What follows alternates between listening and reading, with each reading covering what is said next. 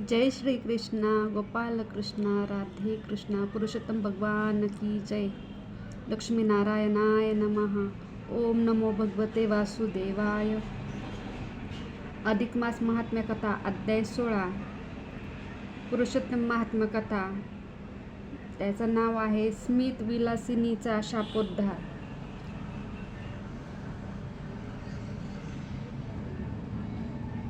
लक्ष्मीने नारायणाला प्रश्न केला, स्वामी, अधिक महिन्यातील स्नान कर्माला किती महत्त्व आहे याबद्दल आपण मला याआधी बरंच काही सांगितलेलं आहे. त्या संदर्भातच आपण मला आणखी एखादी कथा सांगाल का? लक्ष्मीचा तो प्रश्न ऐकून नारायण अति प्रसन्न झाले आणि म्हणाले, सखी, अधिक मासातील स्नान या पूर्ण कर्माने केवळ ऋषीमुनी पुण्यवान जीव यांचाच केवळ उद्धार होतो असं नाही, तर त्या पुण्यामुळे भूत, प्रेत, राक्षस इतकेच नव्हे तर पिशाच यांचा पण उद्धार होतो. थांब देवी, त्या संदर्भातील मी तुला एक कथा सांगतो.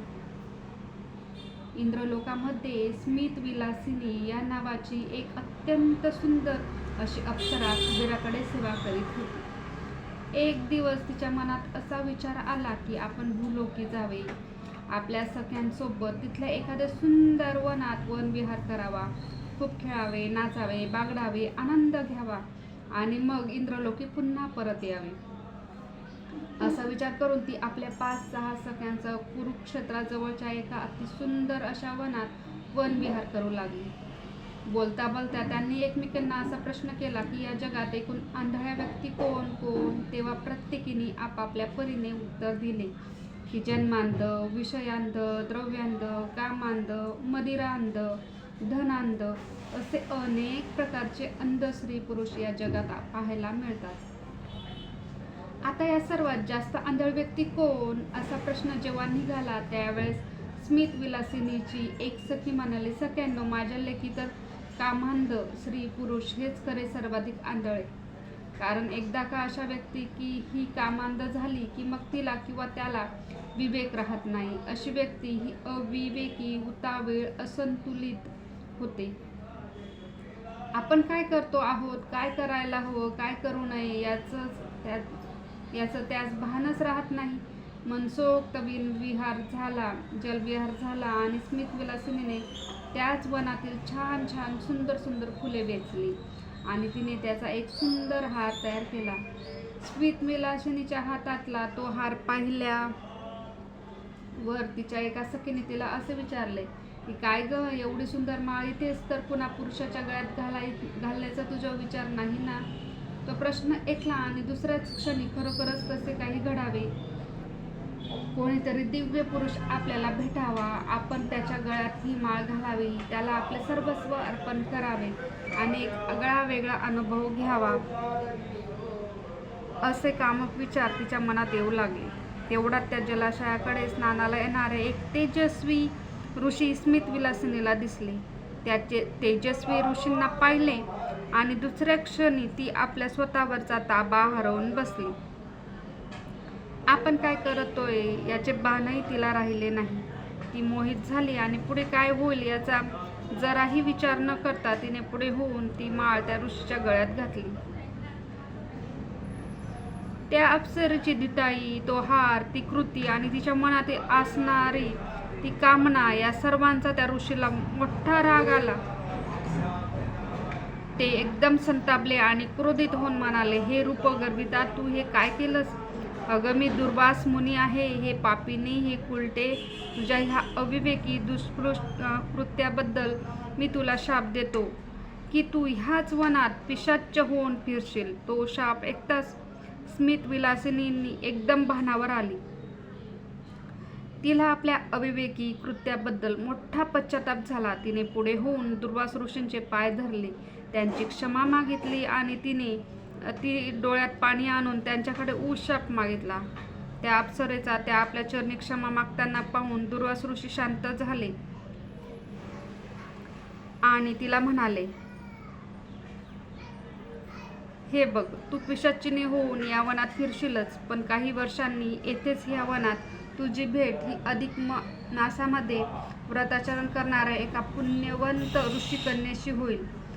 तिने जर तिच्या अधिक मासातील 1 दिवसाच्या व्रताचे पुण्य तुला दान दिले तर त्या पुण्याईने तुझा उद्धार होईल.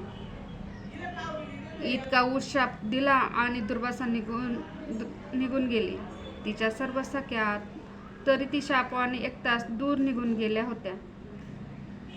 इकडे ऋषींच्या शापाने स्मित विलासिनीचे रूपांतर हे एका अक्राळ विक्राळ पिशाचिनीत झाले व ती त्या वनात भटकू लागली. कालांतराने एक दिवस याज्ञवल्क ऋषीची कन्या कांची ही त्याच वनात आली. ती अधिक मासातील गंगा स्नानाचे पुण्य पदरी गोळा करत होती. ती संगमी स्नानाला जात असताना नेमकी त्याच वनात आणि त्या ऋषिकन्येच्या चेहऱ्यावरचे सात्विक भाव, तिची दिव्यकांती ही पाहिले आणि एकदम पुढे होऊन पिशाचिनीने तिचे पाय धरले. पिशाचिनी अर्थात स्मित विलासिनी त्या ऋषिकन्येला म्हणाली, हे तपस्विनी, माझा उद्धार कर, माझे कल्याण कर, या नीच योनीमधून मला मुक्तता दे. असे म्हणून तिने आपल्या हातून घडलेला तो प्रमाद, दुर्वास ऋषी यांनी दिलेला शाप, नंतर मिळालेला उशाप आणि ह्या वनामध्ये तू येणार आहे, ऋषिकन्या येणार आहे आणि ती मला तिचं दान देणार आहे 1 दिवसाचं, हेही तिने सगळं काही सांगितलं. हे सर्व काही त्या ऋषिकन्येस सांगितले तेव्हा त्या थोर तपस्विनी ऋषिकन्या कांची हिला स्मित विलासिनीची दया आली. ती म्हणाली, हे बघ, मी स्नान करून येते आणि मग माझं 1 दिवसाचं स्नान पुण्य तुला अर्पण करून तुझा उद्धार करते.